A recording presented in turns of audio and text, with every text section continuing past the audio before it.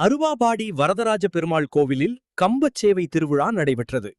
அன்னக்குவியலை பெருமாளாக பாவித்து ஏராளமான பக்தர்களுக்கு சிறப்பு வழிபாடு செய்தனர். மயிலாடுதுறை மாவட்டம் மயிலாடுதுறை அடுத்த அருவாபாடி கிராமத்தில் பழமை வாய்ந்த வரதராஜ பெருமாள் கோவில் அமைந்துள்ளது. இந்த ஆலயத்தில் 47ஆம் ஆண்டு வைகாசி திருவிழா நடைபெற்றது. இதன் முக்கிய நிகழ்ச்சியான கம்பச்சேவை திருவிழா நடைபெற்றது. அப்போது தீபம் எரியும் கம்பத்திற்கு பால், தயிர், பன்னீர், இளநீர், திரவியப் பொடி, சந்தனம் உள்ளிட்ட பொருட்களால் அபிஷேகம் செய்தனர். விளக்கு ஏற்றப்பட்டு கோவிந்தா என்ற கோஷத்துடன் தீபம் ஆலயத்திற்குள் கொண்டு செல்லப்பட்டது. அங்கு பெருமாளுக்கு சிறப்பு அபிஷேக ஆராதனைகள் நடைபெற்றன. அதன்பின் பக்தர்களுக்கு எண்ணெய் தேய்க்கும் நிகழ்ச்சி நடைபெற்றது.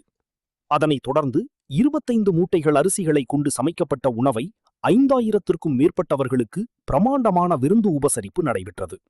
முன்னதாக சாதம் குவிக்கப்பட்டு அதற்கு நாமங்களிட்டு பெருமாள் போல் அலங்கரிக்கப்பட்டது. பெருமாளாக பாவித்து தீபாராதனை செய்யப்பட்டது.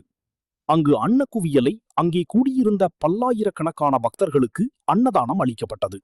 குழந்தை இல்லாத பெண்கள் மடிப்பிச்சை ஏந்தி வழிபாடு செய்தனர்.